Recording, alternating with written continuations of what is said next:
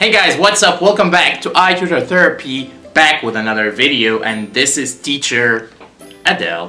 Thank you so much for coming today. Today we're going to talk about another topic that you guys requested on Facebook, which is how to handle a student, usually a junior, who just doesn't want to learn. Just something you guys should know, that there is no such a thing as forcing a child to learn. He will never learn if he doesn't want to learn. His brain is closed. You are doing everything you can to open it first, not to put information in there, because he's not gonna learn anything. He has to want to learn first, and then everything you do is gonna begin to work with him. Let's begin.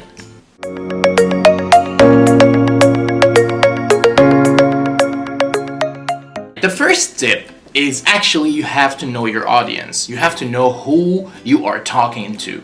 Is it a younger student whose parents are just forcing him or her to learn and they just don't want to learn? Or is it a teenager or an adolescent student who just is not interested or thinks that English is not important for them? Because you are going to need to adjust your skills and change the ways you handle them accordingly.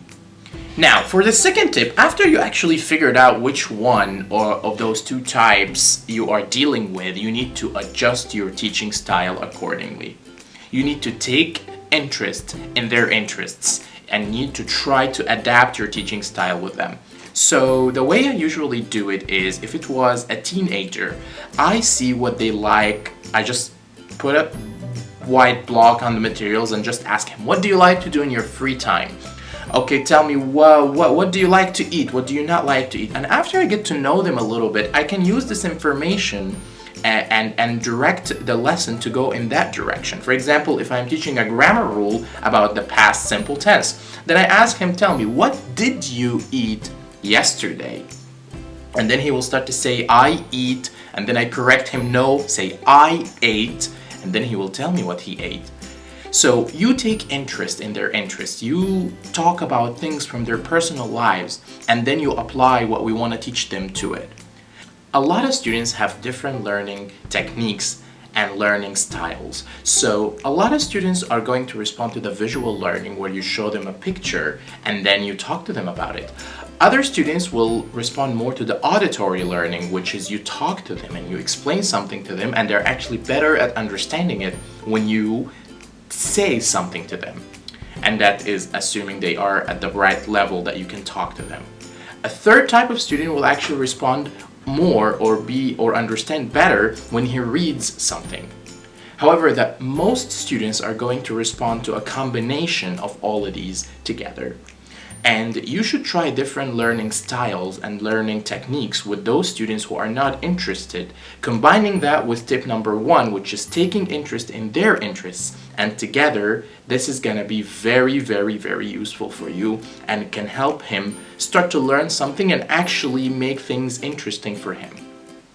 That means you need to spend a little bit more time perhaps preparing some pictures or thinking of things that you can talk about with this particular student, so you will have something to do instead of just reading the slides to him or trying to study from the slides. We all know that the slides that are provided to us by iTutor group are not suitable for everyone. They might work for some types of students, but they will not work for the other types. So you need to take this slides, take inspiration from them or take the gist of them, and then present it in your own way, in the way that you find is suitable and actually effective with this particular student. Now, after that, if the students who are not expressing interest in learning anything are actually beginning to interact with you, don't forget to compliment them heavily. Don't forget to say that you are very happy with them, and all that is gonna result in making them excited more about spending time with you. It's not about learning, it's not about working, it's not about doing anything school related, it's just about just talking to someone, okay? And you can turn the student who's uninterested or who doesn't care into someone who's actually just hanging out with you, chilling, relaxing, learning a couple new words. It's all good. As for the students who are way too young and just forced by their parents, this is actually even more difficult to handle than an uninterested teenager who just doesn't care. In this case, you need to forget about the class completely, in my opinion, and you need to just make them have fun in your class. Play with them. Play tic-tac-toe. Give them a pencil and play tic-tac-toe. Try to introduce funny and new pictures. Alright, now this is not gonna work with everyone, just so you know. Even though you can try your best, you're always gonna find this particular student who just doesn't care about what you do. It's a matter of principle for him that he is just not gonna have time for you, or he's not gonna have a good time with you in this class. He's just decided, that's it. And in that case, let's go to the next one, which is go for the progress report and write a detailed progress report discussing everything that's happening with you. Most of the time, I feel that 350 characters are too many characters, or too much actually, to describe a regular class with a regular student who's doing well. However, that might not be enough when you want to describe the situation to the parents. You tell them he's not benefiting from his time here, he's wasting his time, he needs a parent to be present with him, he needs to be approached in a different way in order to like it, because this is very important, because every time he comes in the same way, especially if it's an OUP and repeated booking, it's going to be a nightmare, it's going to be hell for you as a teacher to have to just jump through hoops for him, and he doesn't care and he doesn't learn from you anything.